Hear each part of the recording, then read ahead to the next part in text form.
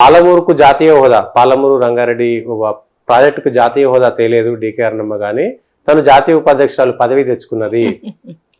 PCC పదవి తెచ్చుకున్నాడు రేవంత్ రెడ్డి కాంగ్రెస్లకు దుంకి.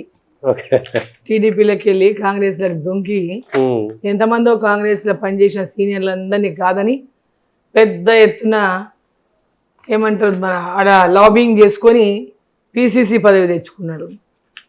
ఏనాడైనా కాంగ్రెస్ పార్టీ యొక్క ఎదుగుదల కోసం ఆయన పనిచేయలేదు, పాలమూరు ప్రజల కోసం ఆయన పనిచేయలేదు. ఆయన హోదా తెచ్చుకొని కాంగ్రెస్ పార్టీలో మరి ఈ జిల్లాకి ఏం చేసినో మొదట చెప్పాలి ఆయన. అదేవిధంగా ఈరోజు ముఖ్యమంత్రి అయ్యిండు మళ్ళీ కాంగ్రెస్ పార్టీ నుంచే.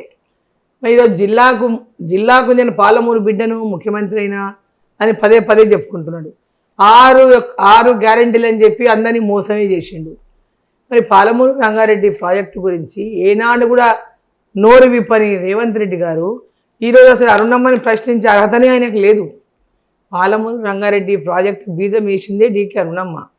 వీళ్ళు చెప్పుకోలేక చెప్పేదేమి లేక జాతీయ ఉపాధ్యక్షురాలు అంటే నేనేదో అక్కడ ఇరిగేషన్ డిపార్ట్మెంట్కి పెద్ద నేనే దానికి హోదా జాతీయ హోదా ఇచ్చేదాన్ని అన్నట్టు చెప్తున్నాడు ఆయన.